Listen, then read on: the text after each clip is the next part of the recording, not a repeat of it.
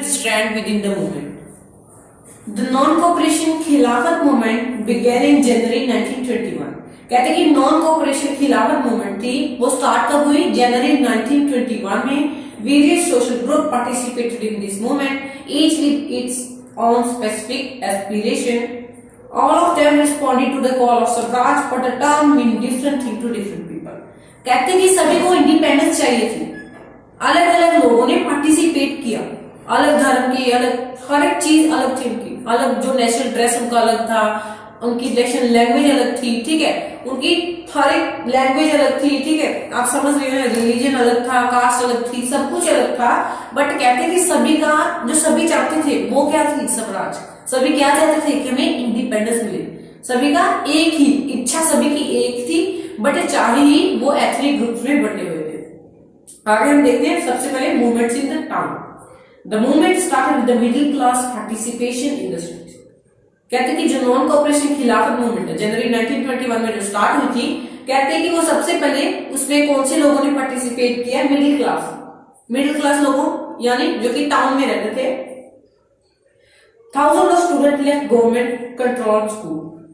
जो British government ने school बनाए थे तो उनमें टीचर्स लगे होंगे तो बच्चे भी पढ़ते होंगे. अगर टीचर ने क्या करना शुरू कर दिया? टीचर ने पढ़ाना बंद कर दिया, बायकॉट कर दिया, और बच्चों ने पढ़ना बंद कर दिया. फिर से सुनिए, टीचरों ने पढ़ाना बंद कर दिया और बच्चों ने पढ़ना बंद कर दिया.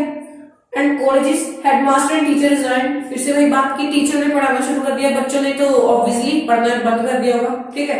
And lawyer gave up their legal practices. Lawyer जो भी केस सुलझाते थे, केस का काम करते थे, कुछ भी, ठीक है, कुछ भी जो लॉयर्स काम करते थे वहां पे, जो कि ब्रिटिश गवर्नमेंट के अंडर रहकर करते थे, उन्होंने करना बिल्कुल बंद कर दिया, बॉयकॉट कर दिया legal practices.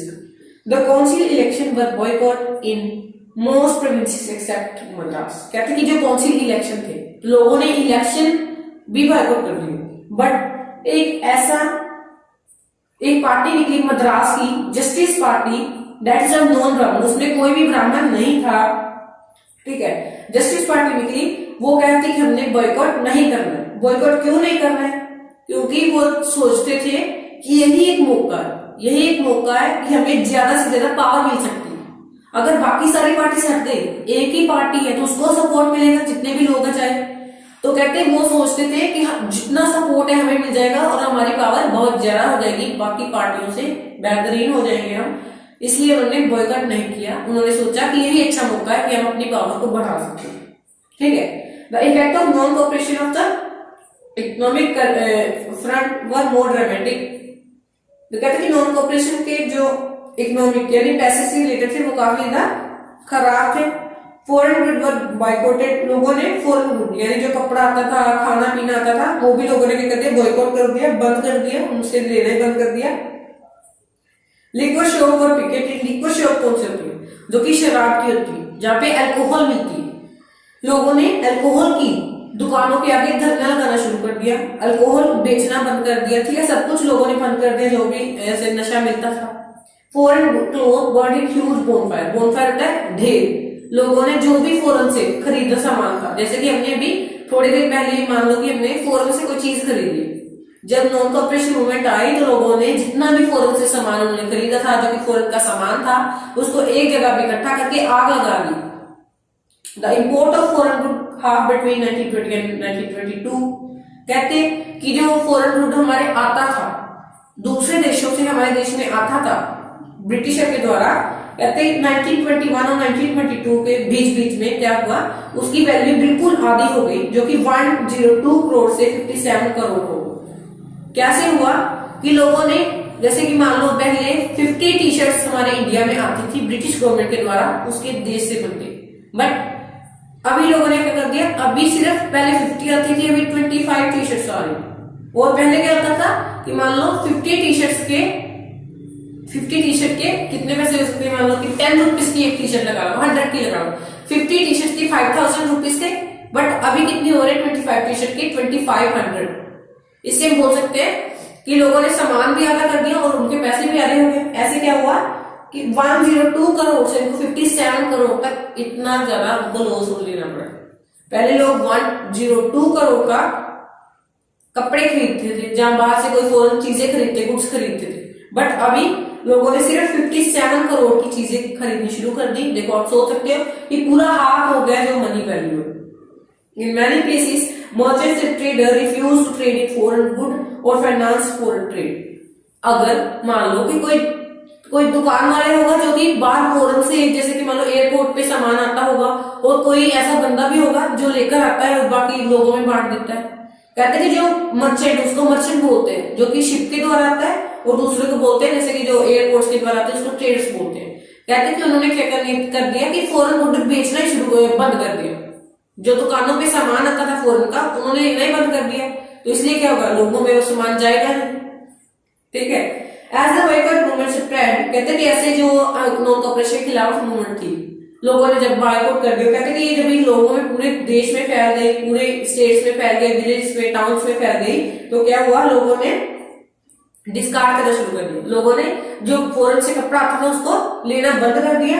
And wearing only Indian ones, Indian में भी क्लोथ होते थे, उसका नाम होता था खादी।